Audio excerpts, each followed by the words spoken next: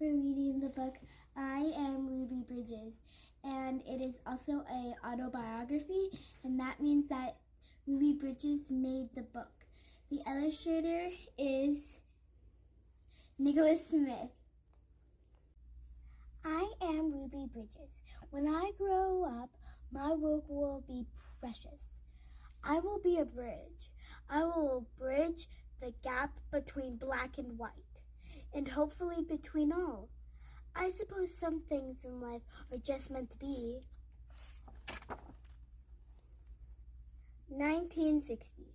Before I started school, I wasn't thinking who I would be when I grew up. What I was thinking was how much I didn't even like my name. I thought Ruby was a name for little old ladies. It was too old for someone my age. After all, I was only just turning 6. I'm told my grandmother chose this name, Ruby, for me. Well, that explains it. No wonder it's such an ancient name. She's calling her grandmother old. But I so loved my grandmother, I thought I'll just have to live with it and try to grow into it. Surely I didn't want to hurt her feelings.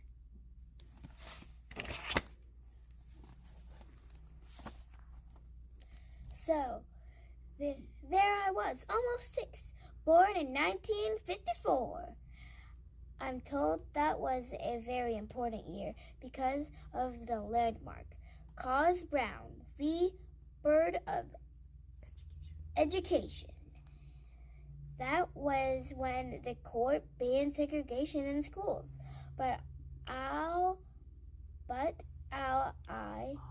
All I knew then was my old name was Ruby Bridges. Oh boy! What's next? What a way to start the school year.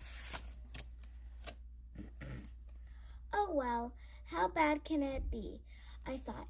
It's not like I'll be the first Ruby in the whole world, just the youngest one. So off to school I go. It is a regular school with lots of other kids to play with. I make new best friends. Even my teacher is nice. Surprisingly, it's easier than I thought it would be. I get lots of good stars every day. Life couldn't be better. Then, just as things are going really well for me, surprise!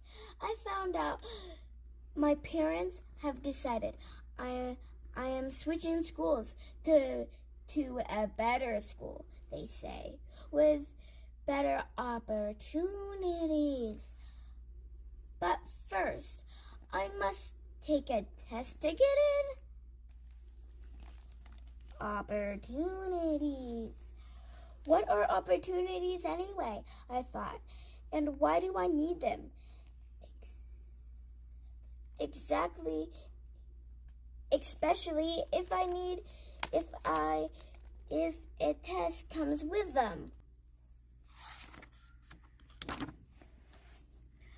But then I thought, I'm already getting gold stars. So how hard can it be? Because there is no turning back now.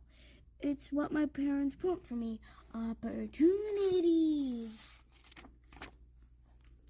And guess what? Another gold star. I passed the test. Can you believe it? How lucky can an almost 6-year-old with an old name like Ruby be? I was about to find out because my mom said I would be starting at a brand new school the next morning, and I had better behave. First day. No more walking to school with my best friends. There are 4 very tall men at the door to drive me to school, and they were white men. Who in the world are they? And who told them I needed a ride to school anyway? Federal Marshal marshals, they tell me, sent by the President of the United States? Federal marshals sent just for me? Wow! That must have been a very special test that I passed. Because they said I'm the first. The first what? I thought. I didn't find out what being the first really meant until the day I arrived at this new school. Those 4 very tall white men, they escorted me into the building past lots of screaming white people who lined the streets outside of the school. It really looks like Mardi Gras to me, but they aren't throwing beads. What's Mardi Gras without beads? Once I get inside, I meet the new principal, and she was white too. I wasn't taken to my new classroom until the next day. Second day, when I arrived at my classroom, my new teacher opened the door and greets me. Hi, I'm Mrs. Henry, your teacher. Come in and take a seat, she says, and aren't I surprised because she is also white. I never had a white teacher before. And the biggest surprise of all, I'm the only kid in the class. I didn't see any other kids at all, not one. That test must have been a lot harder than I thought. Why am I the only kid in my class? Not to mention the only kid in the whole school. And why do I see anyone who looks like me? And then that's when it hits me. I'm not just the only kid, I'm the only black person here. I thought, maybe I'm the first. The first black kid in the school? So that's what they meant about me being the first? Finally, it all makes sense. Me, 6-year-old Ruby, the first black kid to go to this school, William Francis Elementary, a white school.